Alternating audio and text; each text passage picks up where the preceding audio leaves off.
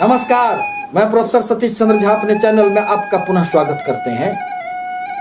जीवन में सभी कुछ आपके इच्छा के अनुसार चलता रहे, यह कभी संभव नहीं होता है। आपका भविष्य 9 ग्रहों के गोचरीय प्रभाव पर निर्भर करता है। यह 9 ग्रह जीवन में हर प्रकार के सुख दुख के उत्तरदायी माने जाते हैं और उनकी 27 नक्षत्रों में परिभ्रमण के परिणाम स्वरूप आपको कभी तो अनेक प्रकार की सफलताएं प्राप्त हो जाती है और कभी आप संघर्ष करते नजर आते हैं।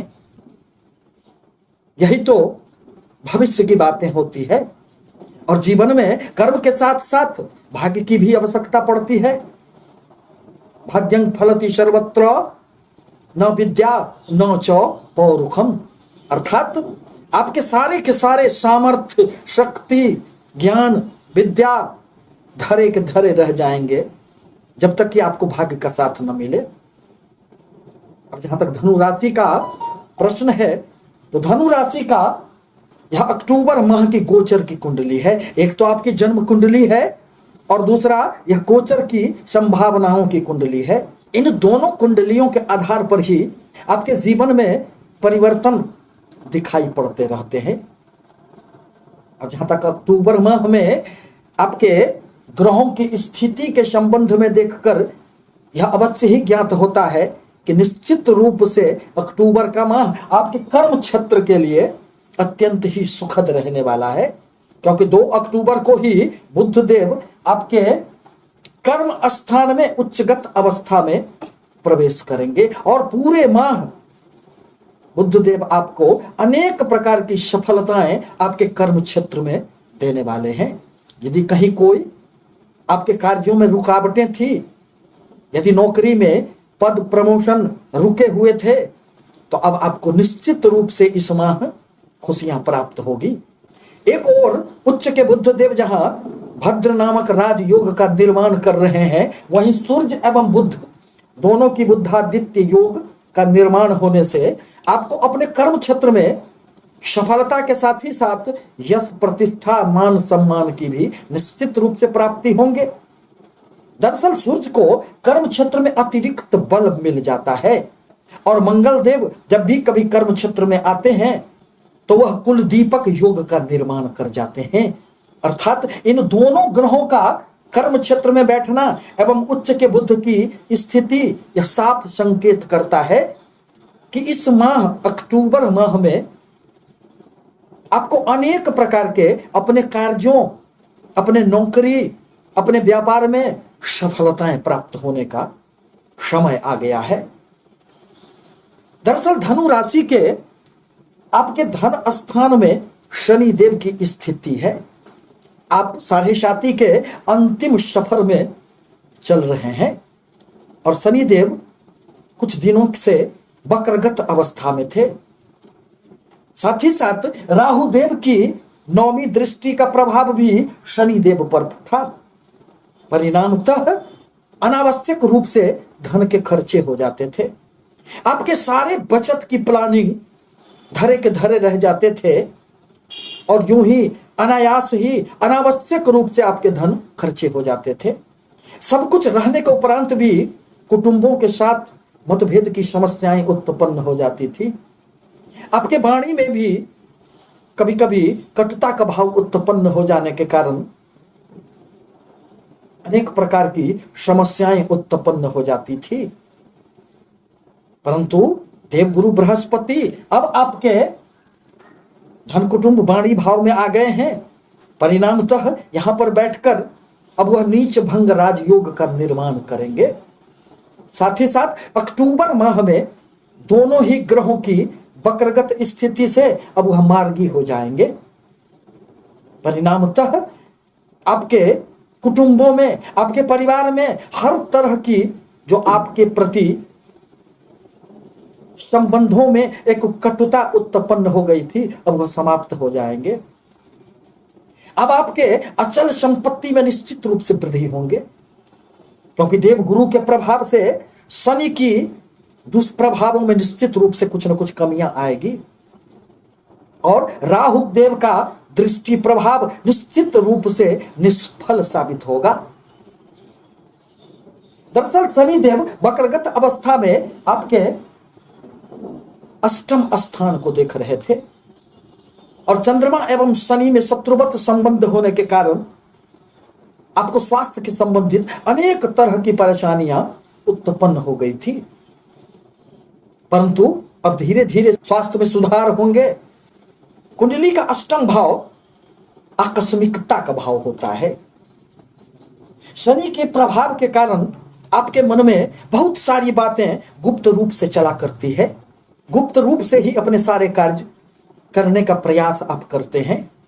कभी तो उसमें सफलताएं प्राप्त हो जाती है और कभी सफलताएं नहीं प्राप्त होती है। यह तो शनि देव का दृष्टि प्रभाव है, परंतु अब देव गुरु की दृष्टि भी आपके अष्टम स्थान पर पड़ने जा रहे हैं।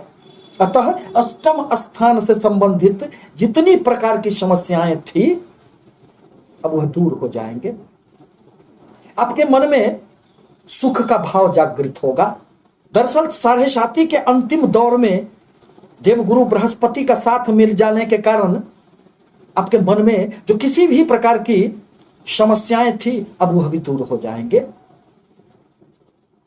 बनते बनते कार्य रुक जाना, अवरोध की स्थिति पैदा हो जाना, कर्म क्षेत्र में रुकावटों का सामना करना, इन सभी बातों से अब आपको निश्चित रूप से मुक्ति मिल जाएंगे।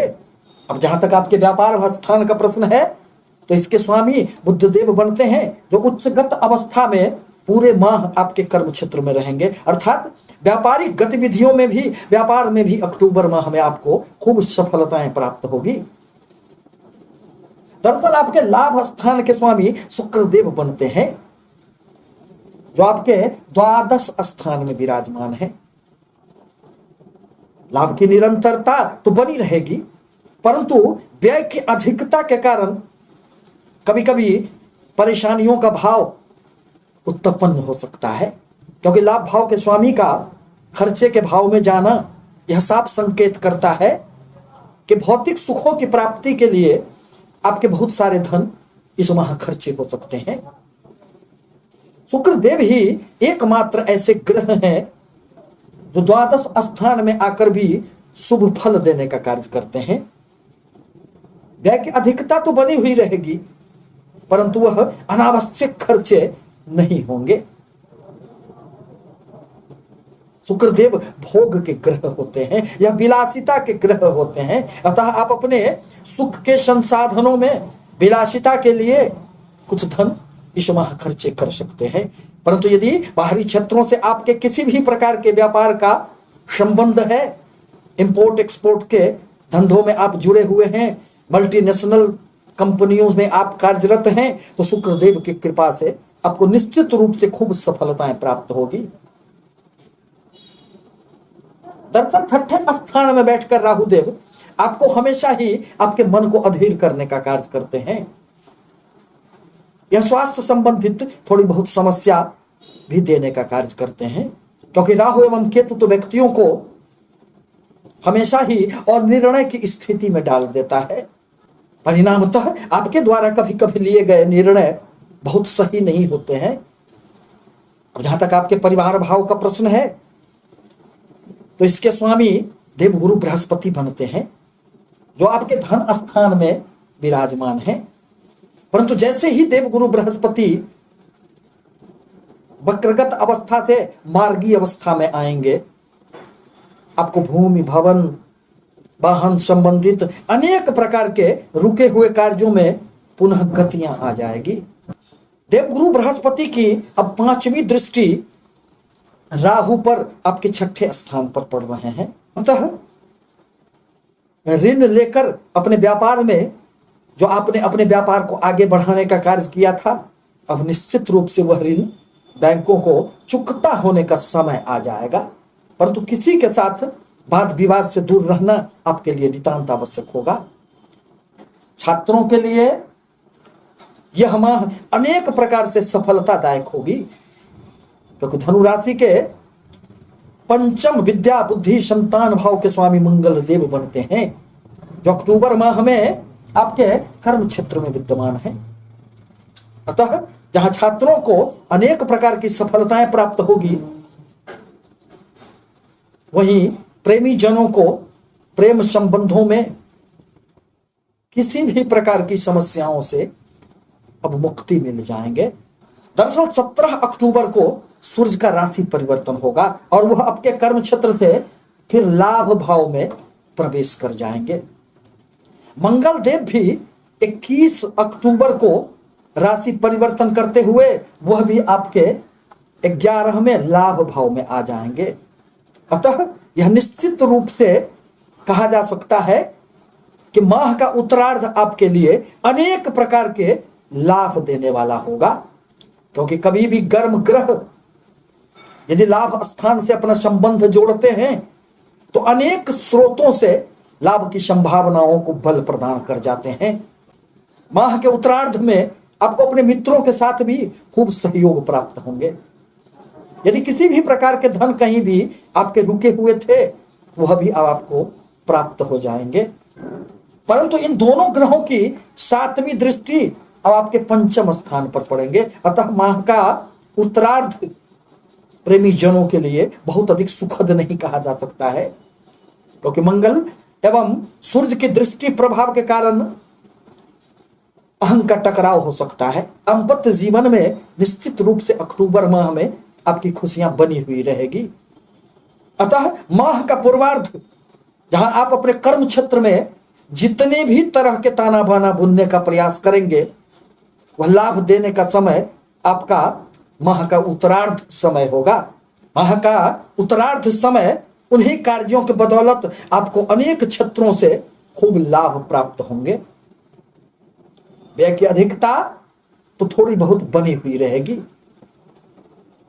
आपके लिए आवश्यक है कि देवगुरु के बीज मंत्रों का आप जाप करें। आपसे निवेदन है कि हमारे चैनल को लाइक करें, सब्सक्राइब करें, ताकि मैं अपने विचारों से आपको अवगत कराता रहूं। धन्यवाद।